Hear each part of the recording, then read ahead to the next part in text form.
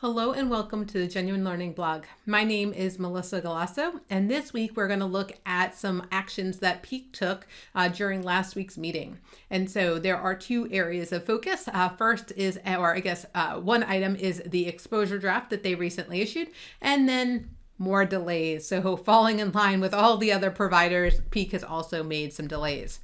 So at their May meeting, the Professional Ethics Executive Committee, or PEEC, approved a 1-year deferral of 3 interpretations. So the information system services, which gives us a little bit more clarity on what types of information services impair independence versus are just non-attest services. The concept of a state and local government client affiliate. So we have a concept of client affiliate, but doesn't really work for state and local governments. So they issued an interpretation providing examples of what is a state and local government affiliate. And then leases. The extant standard provides an exception for operating leases, but now that all leases are going on the books, they had to update that interpretation. So as a result, PEEC has decided, due to COVID-19, that they wanted to address this by giving us a 1-year delay of the effective date of these standards. So in line with what the AICPA is doing at the SAS level, and also we saw some changes at the peer review board. So we're just continuing to see these delays related to COVID. And so this is a 1-year deferral of these effective dates.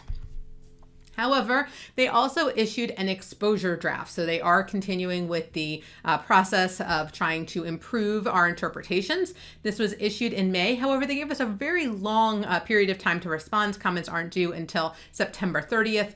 And it's really looking at record requests and trying to clarify just a couple of issues. It's not a very long standard at all, but they are trying to make a couple of clarifications. So with the concept of technology, there were some questions about this concept of record request. Under the extant standard, it says we need to return or provide member prepared records and work product. Well, the question was, what does it mean to provide? Is it is making it available, putting in a portable, acceptable, or do we have to physically provide it? And so you'll notice that they make available. Doesn't necessarily mean we actually have to provide it, but making it available for pickup or putting it on a portal would be an acceptable concept. In addition, in the area there was a requirement related to, in terms of record retention, the member will be considered in compliance related to the member's work product, but it didn't have member prepared records, and so they felt like that was missing from here. So they, in addition to just the member's work product, any member prepared records are now included in this record retention. And so again, you'll notice that make available concept, make products available. So you can kind of see some from the first slide and then one from this side.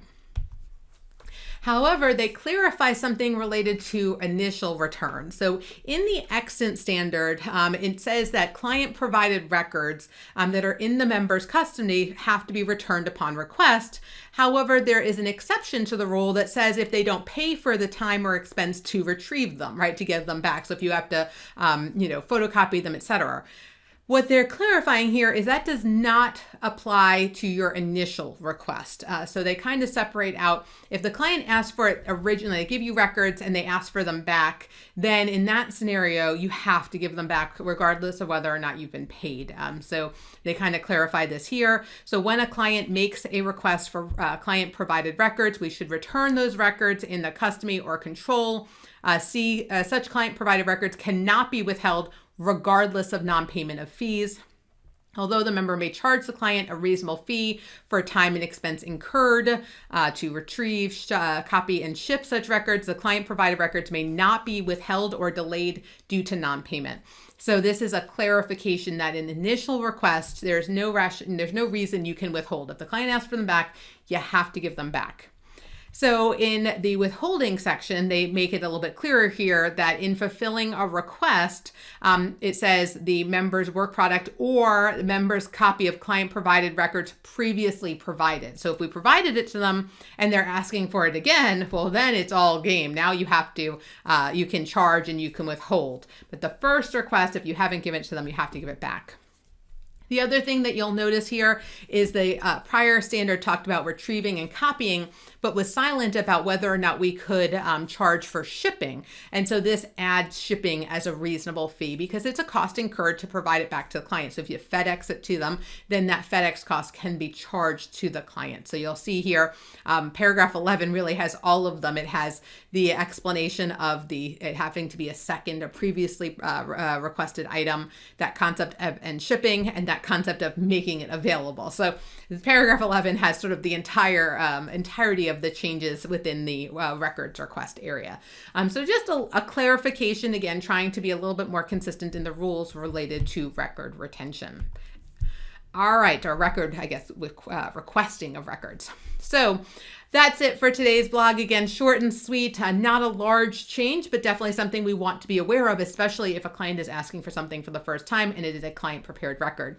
So again, thank you guys so much for joining me, and I hope to see you on a future blog. Have a great day, guys. Bye-bye.